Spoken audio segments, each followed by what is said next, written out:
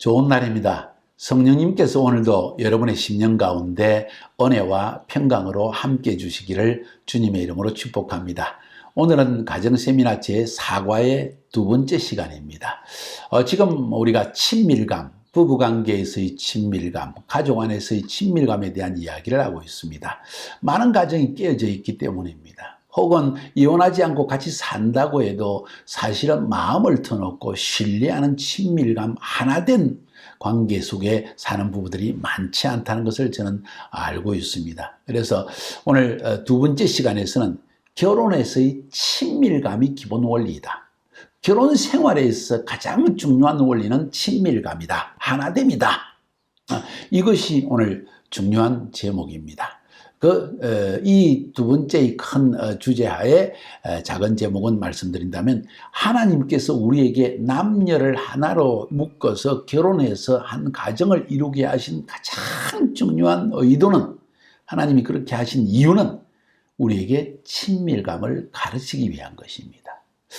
자, 이 말의 의미를 한번 살펴보는 것이 굉장히 중요합니다. 결혼은 남자가 여자를 만나서 하나 되기를 동의하는 것입니다. 틀렸나요? 아니면 내 편하기 위해서 그냥 하녀 하나 거느렸나요? 혹은 내가 먹고 사는 게 힘들어서 돈 잘 버는 남자 그냥 봉을 하나 잡았나요? 아니죠. 두 인격체, 서로 다른 인격체가 만나서 하나 되기를 동의하는 것이 결혼입니다. 그 말은 이제 두 사람이 만났지만 하나 되기를 동의했기 때문에 이제는 둘이 아니고 하나라는 것입니다. 그 말은 나에게 초점을 맞추고 살아가서는 안 되고 우리에게 초점을 맞춰서 살아가야 된다는 거예요. 내가 아프면 아내도 아프고 아내가 아프면 나도 아픈 관계, 그게 바로 우리의 삶에 초점을 맞추는 것이고, 그것이 바로 그 우리가 하나로 나아가는, 친밀감으로 나아가는 중요한 인식, 깨달음이라는 것입니다. 부부 사이에 우리라는 생각이 없고 내 일, 내가 하고 싶은 것, 내 운동, 내 모든 내 일밖에 생각이 없는 사람이 너무 많습니다. 특별히 마마보이들 가운데 많고요. 특별히 남자들 가운데 많고요. 여성들 가운데서도 오늘날은 너무 많습니다. 그러다 보니까 결혼해가지고 내 뜻대로 안 되어지면, 우리 뜻이 아니고 내 뜻대로 안 되어지면 견디지 못하고 집을 뛰쳐나가고 싸우고, 그런 부부들이 얼마나 많은지 몰라요. 아픈 일입니다. 주님은 그것을 원하지 않으셨습니다. 결혼의 목적은 하나 되게 하는 것이었습니다. 또 우리가 인간적으로 예수 하나님을 모르는 사람들조차도 결혼할 때는 우리 둘이 하나 되기를 동의한 것 아닙니까? 그게 아니었나요? 그냥 돈만 필요했나요? 내 애 낳아주고 집 보는 사람이 필요했나요? 그러면 왜 아내하고 결혼합니까? 하녀를 하면 거느리고 살죠. 월급 주고 살죠. 더 편하지 않겠어요? 잔소리도 하지 않고. 그런데도 우리가 결혼한 이유는 하나 되기를 동의했다는 것입니다. 만약 결혼한 이후에도 두 사람이 나만을 강조하고 살면 어떻게 될까요? 친밀감은 절대로, 하나됨은 절대로 올 수가 없습니다. 다만 두 명의 결혼한 독신자가 한 집에 살고 있는 것뿐입니다. 독신자 두 명이 한 집에 사는 거예요. 각 사람이 자기 뜻대로 살려고 하기 때문에 결국은 다투다가 나중에 이혼하고 말 겁니다. 예언합니다. 이 말은 무슨 말입니까? 나 중심의 삶을 버리는 것을 배우는 겁니다. 그래서 결혼은 하나님께서 하나됨과 친밀감을 가르치기 위해서 우리를 결혼이라는 제도를 만들어 놓으셨다는 걸 인식할 필요가 있습니다. 서로 다른 사람을 만나서 하나 된다는 게 쉽나요? 하늘의 별 따기처럼 힘듭니다. 그런데 하나님 안에서는 가능합니다. 그런 이야기예요. 그런데 그 하나됨에 나아가는 과정에 엄청난 아픔이 있을 수 있다는 거예요. 친밀감이 뭔지를 하나님은 결혼을 통해 가르치기를 원하셨습니다. 그 친밀감을 위해서 첫 번째 하나님이 하신 일이 뭔가 하니, 부모를 떠나서 아내와 합해서 한 몸 되어야 된다. 창세기 2장 24절의 말씀입니다. 이러므로 남자가 부모를 떠나 그 아내와 합하여 둘이 한 몸을 이룰지니라. 얼마나 시부모의 영향력이, 입김이 센지, 옛날이나 지금이나 서양이나 동양이나 부자나 가난한 자나 똑같이 그런 입김이 세기 때문에, 이게 고부간의 갈등 문제가 전 세계적인 문제이기 때문에 하나님은 이렇게까지 말씀하시는 거예요. 남자들아, 부모의 영향력 좀 떠나라. 아내와 시어머니와 다툼이 벌어지면 너는 누구 편 들래? 대개의 경우에 엄마 편을 듭니다. 왜? 엄마 해준 음식 맛이 좋았고 엄마한테 익숙해져 있기 때문에 아내와는 늘 다투었거든요. 그러니까 무조건 엄마가 옳은 거예요. 자기도 모르게. 잘못된 겁니다. 아무리 아내의 밥이 조금 엄마보다, 물론 아내가 엄마보다는 인생을 덜 살았으니까 맛이 좀 덜할 수가 있겠죠. 그런데 아내 편을 들으라는 거예요. 의견 불일치가 일어나고 다툼이 일어나면 무조건 아내 편이야. 엄마가 아무리 섭섭해도 엄마는 다른 방법으로 위로해 주세요. 위로 안 받으면 어쩔 수 없잖아요. 그래도 아내 편이 돼야 됩니다. 이게 바로 남자가 부모를 떠나서 그 아내와 합하여 둘이 한 몸을 이룰지라는 말씀의 의미라는 거예요. 그러니까 하나됨, 친밀감, 이건 옵션이 아닙니다. 선택의 여지가 있는 게 아니고 명령입니다. 이 친밀감을 부부관계에서 노력하고 경험한 부부는 행복한 삶의 비밀을 알 수가 있고, 빠른 시간 내에, 결혼해서 얼마 안 되는 시간에 행복을 마음껏 누리면서 살아갈 수가 있습니다. 한번 그렇게 해보지 않겠어요? 이제부터 아내는 무조건 아내가 먼저야. 무조건 내 남편이 먼저야. 하나 되는 겁니다. 그 다음에 잘못된 것은 고쳐가십시오. 또 하나님께서 합력하여 선을 이루신 하나님께서 분명히 저 사람이 틀렸는데 저 사람과 동의해 주면 안 될 것 같은데, 아니요, 동의해 주세요. 하나님께서 합력하여 선을 이루시고 아내를 바꾸시고 남편을 바꾸시는 분은 하나님이시라는 걸 인정하세요. 그리고 결국은 하나 되게 하시는데, 당신이 해야 할 일은 아내 편을 쓰고 남편 편에 서는 것입니다. 인간의 행복이 어디에 달려있는 줄 아세요? 부유함에 달려있는 게 아닙니다. 아름다움에 달려있는 게 아닙니다. 얼마나 친밀한 관계 속에 살아가느냐, 여기에 행복의 척도가 있는 것입니다. 이걸 꼭 여러분이 인식하기를 바랍니다. 부부간의 친밀감이 사라질 때 무슨 일이 일어나는지 여러분 아십니까? 우리는 이것을 꼭 알아야 됩니다. 남편과 아내 사이에 친밀감이 사라져서 마음이 하나 되는 것이 점점 없어질 때 남편의 경우에 어떤 일이 일어나는지 아세요? 아내에 대해서 무관심하기 시작합니다. 심지어는 아내를 천하게 여기고 말을 함부로 하는 일까지 생겨나게 됩니다. 그리고는 점점 아내에서 만족을 얻지 못하고 위로를 받지 못하고 혹은 인정을 받지 못하게 되니까 다른 여자들이나 혹은 일에서 대체 만족을 구하기 시작합니다. 대체 만족. 아내에서 얻지 못하는 것을 딴 데서 얻으려고 한다. 또 좀 어떤 사람의 경우는 술을 마시거나 매일 친구들하고 직장 마치고 밤늦게까지 술을 퍼마시고 집에 들어오는 이런 일들이 생기게 되는 걸 알 필요가 있습니다. 여자들의 경우에는 또 어떻게 될까요? 남편에게서 위로를 받지 못하게 될 경우에 결국 포기하고 맙니다. 사랑받는 것도 포기하고 위로받는 것도 포기하고 직장 가서 돌아오는 것도 기다리지 않고, 또 이 여자들도 여기서 마찬가지로 남편에게 도저히 받을 수 없다는 걸 깨달을 때 역시 여성들도 대체 만족을 구합니다. 쇼핑을 간다거나, 가장 흔한 경우는 아이들에게 온 힘을 쏟습니다. 아이들 야단치고 아이들만 기다리고 아이들만 갔다 오면 아들하고 앉아서 이야기를 하려고 하고, 아이들이 사실은 대체 만족을 대상인 것입니다. 남편이 주지 못하는 것을 아이들한테 받으려고 하는 거예요. 심하면은 심지어 남자 애인까지 만들어가지고 성적인 만족까지 얻으려고 하는 경우가 있다는 이야기를 들었습니다. 위험한 경우입니다. 결국 이런 부부들은 참으로 어려운 시간을 보내다가 이혼까지 하는 경우를 종종 보게 됩니다. 우리는 그것을 되게 결혼해서 권태기를 맞이했다고 이야기하는데, 똑같은 사람과 함께 살아가 보니까 약점이 자꾸 보이기 시작하고 권태기가 올 수도 있습니다. 그러나 이 권태기를 넘어설 수 있는 중요한 방법을 부부간에 서로 찾아내야만 합니다. 잘 기억하시길 바랍니다. 자, 사람들은 그래서 여러 가지 이유로 결혼을 합니다. 그 결혼의 이유를 살펴보면 왜 빨리 권태기가 오는지, 아니면 처음부터 왜 친밀감이 형성되지 않는지, 그것도 우리가 알 수가 있습니다. 여러분은 무엇 때문에 결혼했습니까? 여러분의 아내나 여러분의 남편의 성적인 어떤 매력 때문에 결혼을 했습니까? 그러면 성적인 만족이 채워지고 나면은 아마 흥미가 없어질 것입니다.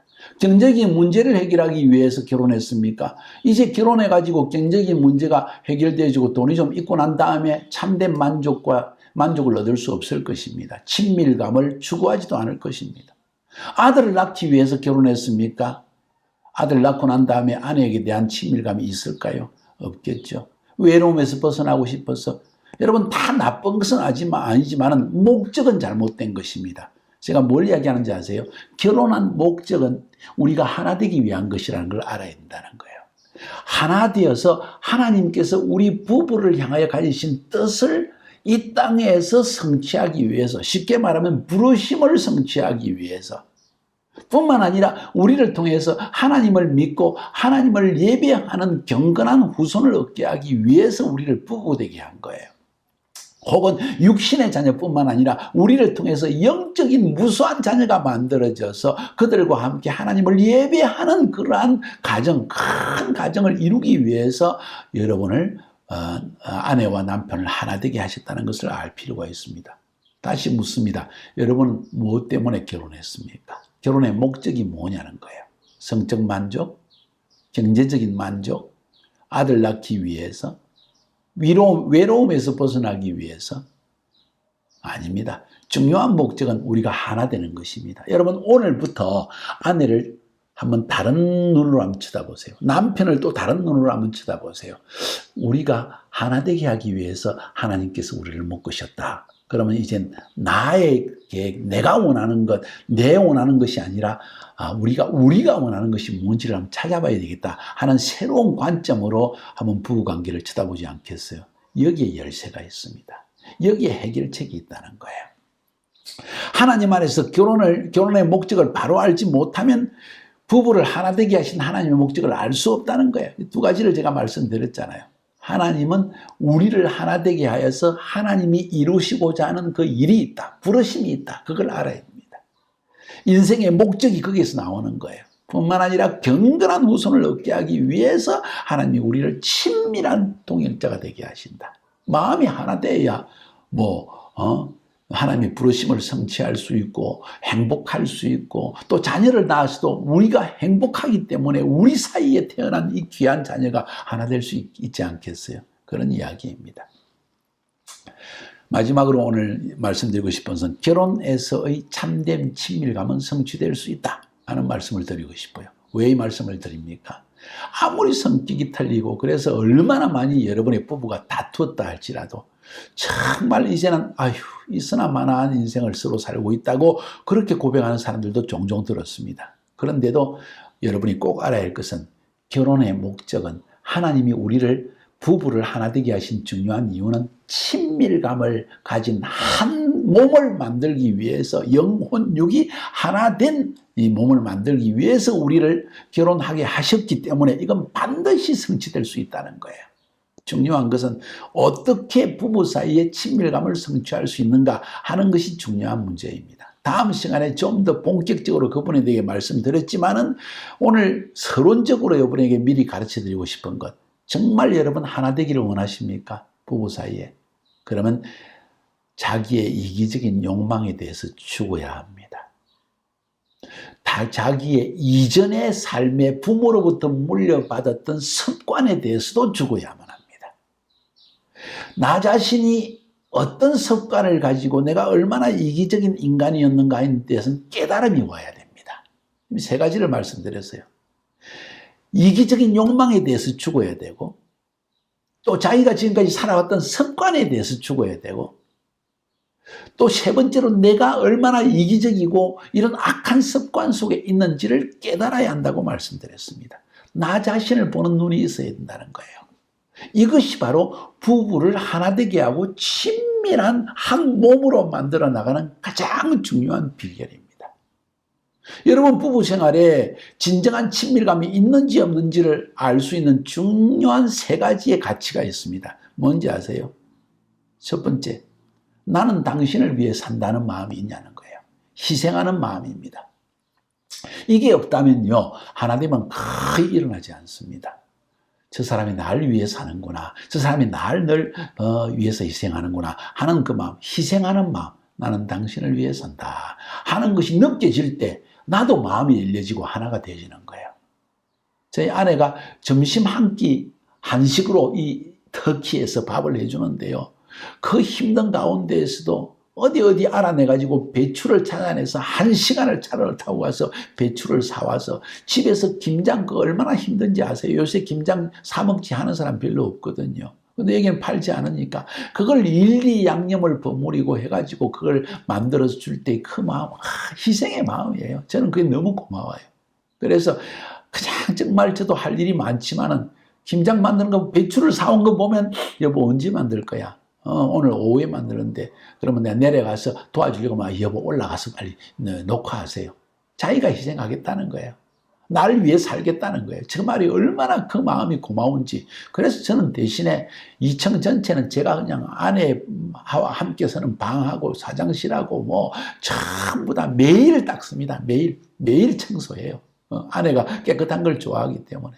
설거지 밥 먹고 나면 여보 놔둬 내가 다 이거 설거지는 내가 다 할게. 산더미처럼 쌓인 이 설거지 제가 전부 다 합니다. 아내도 그걸 느끼는 거예요. 내 남편이 나를 위해 살고 있구나. 희생하는구나. 자기가 할 일이 너무 많은데도 희생하는구나. 서로 느끼는 거예요. 저도 느끼고 아내도 느끼고. 첫 번째, 우리가 하나 되기 위해서 진정한 친밀감을 만들기 위해서 첫 번째로 중요한 것이 나는 당신을 위해 살고 있습니다 하는 희생의 마음이 있느냐는 거예요. 두 번째로 중요한 것은 나는 당신을 들으려고 한다. 당신의 의견이 나에게는 귀중하다. 들으려는 마음. 들으려는 마음. 처음에는 희생의 마음이고 두 번째는 들으려는 마음. 아내가 말을 하는데 혹은 남편이 말하는데 성질이 급해갖고 그게 아니고 이렇게 치고 들어가면 무시를 당하는 거예요. 내 말을 안 들으려고 하는구나. 나를 알려고 하지 않는구나. 나를 무시하는구나. 이런 마음이 들어서는 친밀감이 생겨날 수가 없다는 그런 이야기지요. 앞에서 한 이야기고 또 계속해서 이 이야기가 나올 겁니다. 반복해서 여러분은 들어야 합니다. 세 번째로 중요한 것은 나는 당신에게 배운다는 의미입니다. 서로 배우려는 마음입니다. 의도적으로 좀 물어봅니다. 여보 이거 어떻게 만들었어? 야 정말 맛있네. 양념에 뭘 넣었어? 내가 그걸 알아서 뭐 하겠어요? 근데 아내에게 묻습니다. 아내는 그걸 기쁜 마음으로 이야기합니다. 내 남편이 나한테서도 배울 게 있는 모양이다. 성경 말씀 제가 더 많이 더 알고 있죠. 제가 일부러 물어봅니다. 여보 이런 구절이 성경에 있었는데 혹시 당신 기억나? 아내는 즉각적으로 답이 나옵니다. 예민하고 성경을 읽으면 다 기억을 하고 있습니다. 아내에게 일부러 묻습니다. 때로는 내가 알면서도 묻습니다. 아내의 마음속에 남편이 나한테도 뭘 배우려고 하네? 내가 괜찮은 사람인가 봐? 이런 자존감이 올라가지 않겠냐는 거예요. 이런 마음이 있을 때 부부 사이에 진정한 친밀감이 저절로 형성되어지는 겁니다. 하나 될 수 있는 분위기, environment가 만들어진다는 이야기예요. 사랑하는 여러분. 그래서 희생하는 마음, 난 당신을 위해서 산다. 여러분의 그런 마음이 있습니까? 들으려는 마음, 난 당신을 듣기를 원한다. 당신을 알기를 원한다. 세 번째, 배우려는 마음, 나는 당신에게서 배운다. 나는 당신에게 묻고 싶다. 이게 바로 관심을 가지는 것이요. 서로 관심을 가진다는 것은 내가 그 사람을 알기를 원한다는 것이고 알기를 원할 때 그리고 알아질 때 우리는 하나 될 수 있는 거 아니겠어요? 이렇게 해서 친밀감을 만들어서 가는 것이라고 저는 생각합니다. 그런데 이런 결혼 생활의 친밀감을 파괴하는 가장 원수가 되는 게 뭔지 아세요? 이기주의입니다. 내 말 들어. 나는 이걸 원해. 내 생각이 옳아. 이렇게 치고 나가기 시작하면 이 가정은 친밀감은 있던 친밀감도 깨지고 맙니다. 여러분 제발 우리 말버릇을 고칩시다. 저부터 시작해서 여러분 말버릇을 고칩시다. 내 말 들어. 나는 이게 원해. 잠깐 있어봐. 내가 그 말이 아니고. 이런 것 참 옳지 않은. 그래요. 그럴 수도 있겠네요. 참았다가 또 근데 나는 이렇게 생각했거든요. 어떻게 생각하세요? 이런 부드러운 말의 태도 너무 중요합니다. 이 이기주의의 정말 내 생각, 내 말, 내 뜻 이런 것을 자꾸 앞세우는 것은 결국 상처를 주고 결국 이혼하는 것밖에 없다는 거예요. 여러분의 선택은 뭡니까? 함께 살기를 정말 원하십니까? 아니면 혼자서 살기를 원하십니까? 자유가 좋습니까? 아니면 함께 사는 것이 좋습니까? 선택하세요. 친밀한 가운데 하나 되면 진짜 행복이 있다는 것을 기억하시기 바랍니다. 승리하시기를 주의 이름으로 축복합니다. 내일은 좀 더 구체적으로 가족이 하나 되는 친밀감을 가지게 되는 단계를 세 단계로 한번 알아보려고 합니다. 승리하시기를 주님의 이름으로 축복합니다.